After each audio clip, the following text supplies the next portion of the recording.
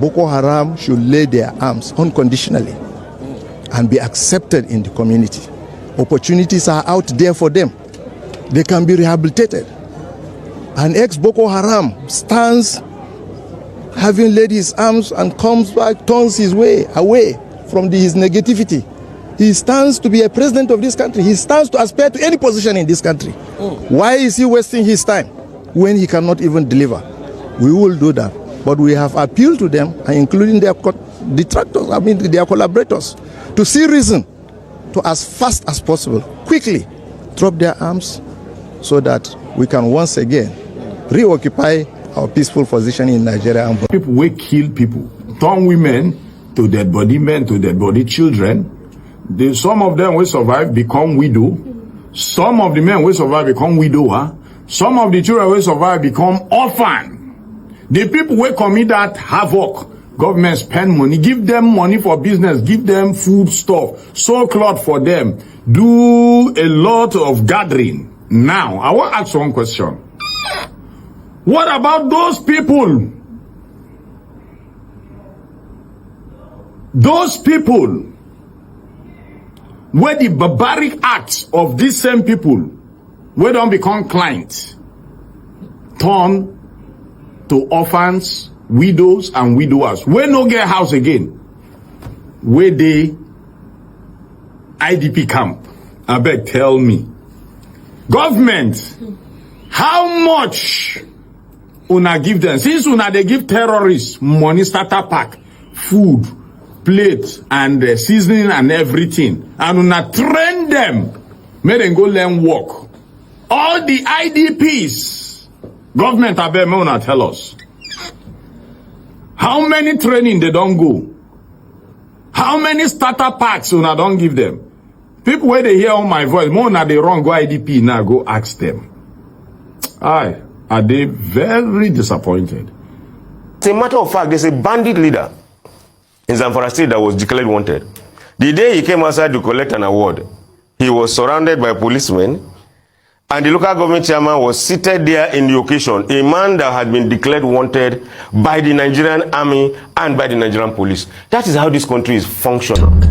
How many more bandits need to post on TikTok for the government to take this seriously? How many more people need to die for the government to take the insecurity in northern Nigeria seriously? How many more women need to be raped for the government to take the insecurity in Iowa seriously? How many more villages will be burnt for the government to take the insecurity in northern Nigeria seriously? How can bandits be posting TikToks, but somehow they cannot be traced? What kind of audacity do the bandits have to be able to post on TikTok? So I ask again, why is it that when someone comes out to demand the government to do its job, all of a sudden the DSS are all over you, and then you get detained? But a bandit can post on TikTok. You cannot tell me that the bandits have more ammunitions than our military. You cannot convince me that they are more equipped than our military. You cannot convince me that they know the job more than the military. You can't tell me that. So what is taking so long? Barrister, why has special treatment been given to certain people in this country? Why? I said, leave them there. Look, do you know why they are saying all this? We have no right reason up to this nonsense. I'm not joking. After you said the Igbo, that is one of the things that annoy us. That's why we want to leave Nigeria, because this nonsense is, in fact, it is unthinkable. You allow a particular ethnic group that came from nowhere. They were not indigenous to Nigeria. They know their history. 1804, that was when they entered Nigeria and took over everything. The Fulani people? Yes, now. And they are now, look at it, somebody invited to come and eat. He now remove your hand from the plate and even carry the food. And that one, he even killed you and took over your home. So you invited him to come and eat, and nobody is ashamed to go into this history. Is that not enough for us to say, look, you people, you came here to cause mayhem, or you go back wherever you are coming from? It's not enough, Abi. You have allowed them to settle down and they now become lord of the manor. Why is it that people are not willing to say this thing as it is? If it is the other way around, will they tolerate it? No, tell me. We have allowed these people to do whatever they like, say whatever they want to say with impunity and arrogance. That's because you and I, we have allowed it for a long time. For a long time. The day people will rise up to this nonsense, I hope they will wait to. I hope they will wait to face the consequences. The day people will rise up and say, look, enough is enough. Not this enough is enough, they are telling us now by lip service. No. When we say enough is enough, we make enough is enough. That day everybody will be on the run. That's the only way to settle this matter. Thinking that condemnation, press statement, meeting is a lie because it has been going on. Since Obasanjo, look at Obasanjo 1999, he imposed the state of emergency in the same Plateau State because of this same killing. Fuck all of you in the north. I don't have a village. The middle belt is bleeding. I do not have a village anymore because of Fulani herdsmen. Every day, Fulani herdsmen are unaliving people. My mother, we could not bury my mother. When my mother died, we had to give it 2 fucking months because the whole village was surrounded by Fulani herdsmen. Kogi is gone. Benue is gone. Every day, Agatu people are running from their village because Fulani herdsmen are attacking them. 2 months. When we buried my mother, we went to the soldier with the police. We did not stay. My mother is an important human being in that village. The first woman to earn an educational degree, the first woman to go to College of Education in a village. So when she died, you would expect that the whole crowd will be sitting by my mother's grave. But what did we have? When we came, the village was gone. Nobody was there. Only a few people had gone and they were waiting for us. And if not for tradition that the body must return back to the ancestors, where the ancestors are, we would have not buried my mother in the village. We came, the grave was already dug. We put my mama inside grave, pray, and we got out of the village immediately because we had the Fulani herdsmen were coming. But Uromi 16, you guys are defending hunters. You're saying the gun is licensed. They went from Katsina to Port Harcourt to hunt. So you can go from Katsina to Port Harcourt to hunt. Did the state of Port Harcourt give those hunters an allocation site for them to hunt? Do they have approval from the Port Harcourt state government for them to hunt in Port Harcourt? Or people can just leave their states in the north and go to the south and the southwest and the middle belt to do whatever they like. Fulani herdsmen must stop. The government must stand up. The middle belt is gone. People will be sleeping in the night. Fulani herdsmen will come and attack people and unalive them and steal their properties. When did we get to that point? If you're fighting for Uromi 16, you must fight for the justice of the middle belt. You must fight for the justice of the Fulani herdsmen that move from place to place, unalive people. You cannot be selectively biased. You cannot come from the north and be pissed off that 16 of your brothers was unalive when every day people in my village were unalive and you said nothing. You said nothing. The northern leaders should not bore us with this insecurity issue. Why not? They are the one that created it. How did they create it? They created it. When they invited the terrorists into this country, what were they thinking?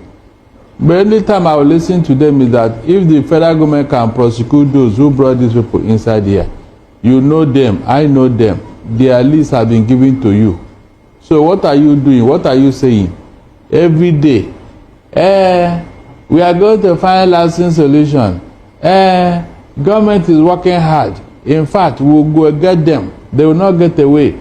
Shetima will go and find a lasting peace. All those was now wash.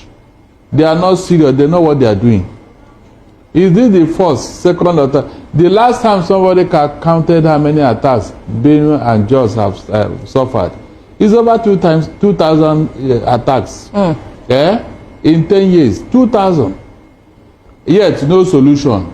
Or is it not that we find solution? They will only beat their time, wait for a while, then when this one has cooled down, they will resume again.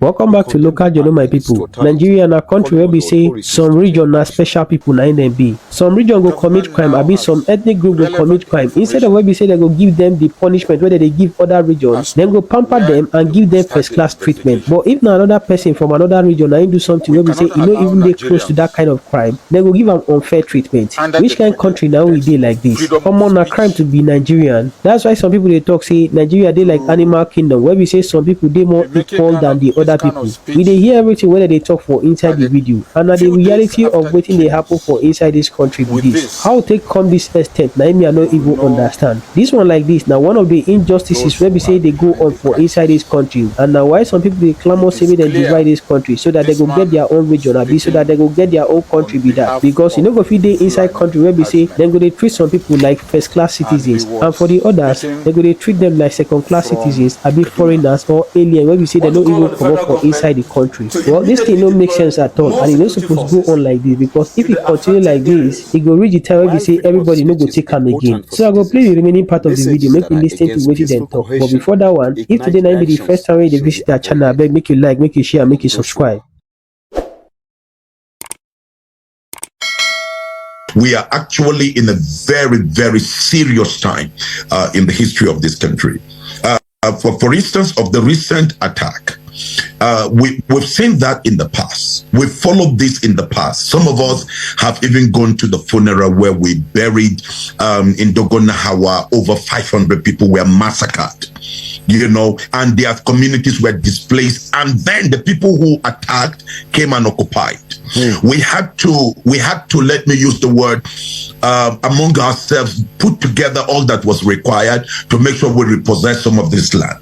Now, in some of the communities that were attacked, again on the plateau, over 60 of those communities, the people who attacked those communities displaced the people, killed the people, displaced the people, destroyed the properties of the people, and then, this is the amazing thing about it, now occupy those communities. So, and this tells you a lot about what these people are up to. Now, I can give you, backdating it on several years, how they would come into a community, invade the community, kill the people, displace the people, destroy their property, and take over the place, and they start grazing. And these people are, it's not that they are not known, please. These people are known, they are there. Some time ago, I raised during the past administration, and I'll be very honest on this. I'm not somebody who tried to double tongue. No. When the past administration, I'll be very honest with you, they felt, these people felt it was their government. They felt they were being supported and protected. And you see them move with arms. I raised up, let me use the word, an alarm. I call on the then president to speak to his own people in his own dialect, even though I know he doesn't speak much of the dialect, but that is his own people. They felt that this is their own man, and so they can do whatever they feel like doing.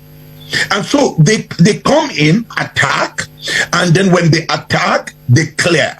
In one of the communities I went there, over 200 people were killed. Some of the dead bodies, we pulled them out of the wells.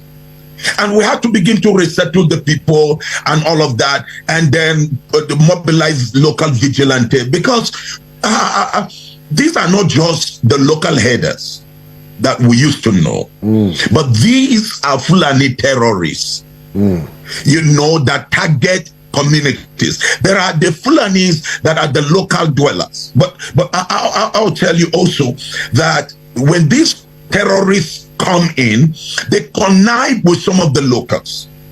And so they give them the information. They come in from outside and they invade. But because they have a program, because they have a plan, because they have a mandate, and that mandate is that they must occupy and send the owners of the land away. We are not saying that, this is a problem of the local Fulanis, because like you said too, a criminal is a criminal. And you are right that, quite a lot of people not only you yourself that thought that in the past administration, even people inside the administration, people who served in the Buhari administration, also share the same sentiment that you've shared, that it will be a good opportunity, that in fact it was a good opportunity having President Buhari, who is a Fulani leader, to be able to solve the problem. I think he tried in his own ways, but not many people think that, or put differently, many people thought he could have done better. So, and that is why I want to raise this question, that what do we have to do better? What do we have to do to change this trajectory? The governor, and you have also confirmed it, said that there are communities that are now going on that have been seized. The people have been displaced, and you have these intruders taking over the space. About 60 communities. Now that is not a joke by any means that, or any way we argue this point. So, but my question is, in your own view, what has to change in the way we manage this as a people, both government and the communities and all of us? What has to change, Prophet? Let me say this, just like you said, my grandmother was a Fulani woman, and also I have in me my grandparents. My grandfather is a Kanuri, so we have a mix. Now the fact is that it's not like I'm criminalizing my own tribe, because I'm a grandfather of 8 grandchildren, so my grandchildren, they also carried that gene.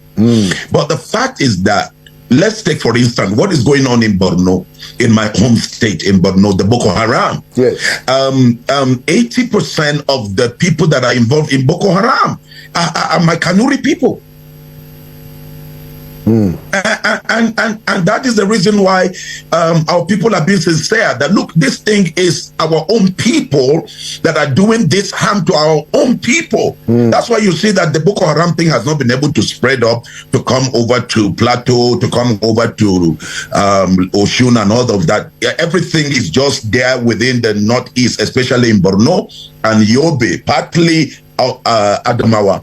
But then if you look at it, when the JTF, the young men took the step to deal with it, you saw that they were able to deal with these Boko Haram boys until political issues again started coming in people who are making money from all of this evil.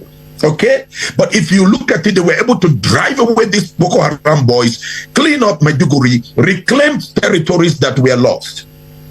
Now let's come to this invasion that is going on. This is Fulani terrorists. It's just like what is going on in the southeast with IPOB. I mean, the 90% of the people that are doing the sit-at-home and the killing in the southeast, they are Igbos. That does not mean that the entire nationhood of the Igbo tribe are all into it. Right. But we have to call a spade a spade.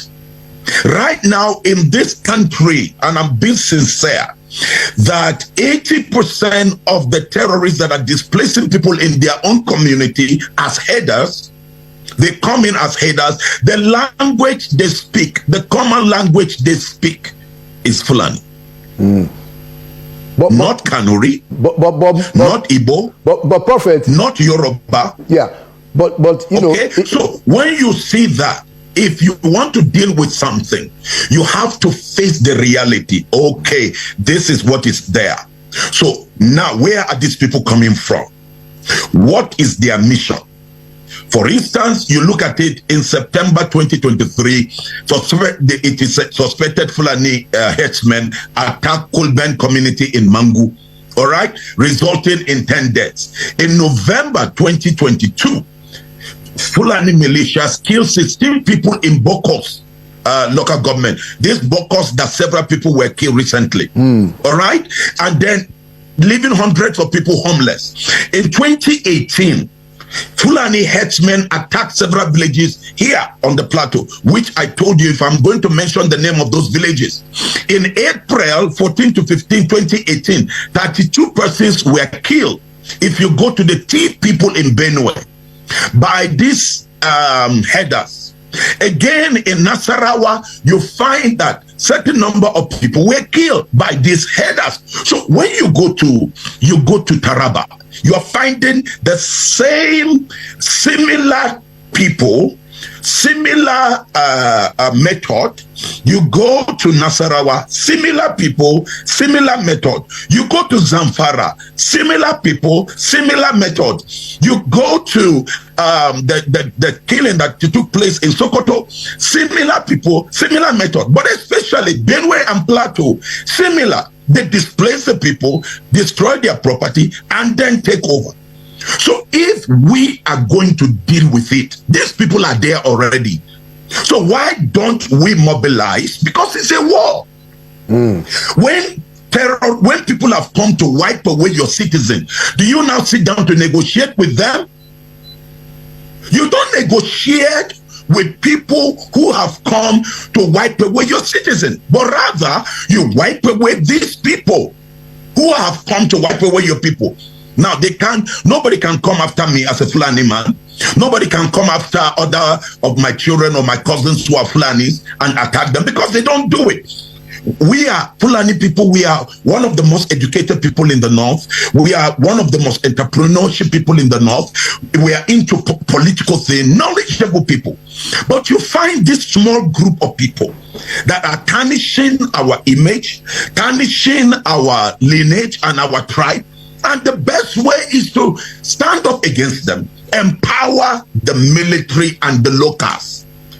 The best way to deal with these people is the locals should be involved to deal with these people who have come to clear their own land and take over their own land. We had 200 people were killed. I went there. I saw what happened. And these people were just a few meters away. I mobilized the locals. We prayed over it. We buried the dead. And after burying the dead, we started reconstructing the villages. Okay? We reconstructed the village. But the beautiful thing was that the government partnered with us, with the armed forces, and those people were sent away. So right now, that community has been saved. They have never come back to that community again, because the locals have been trained to defend themselves. So if we're going to deal with the issue, like the issue of the Fulani militia, then the community must be allowed, backed up by the government, with all that is required to displace them. I'm telling you, sir, it wouldn't take us 1 week to deal with these people. They are there. Just give the locals the right, liberty, and then the backing of the military to move in there. Take sentiments out of it. Okay? Oh, the international community may think this, but these are people that have declared war. They have declared war on your people.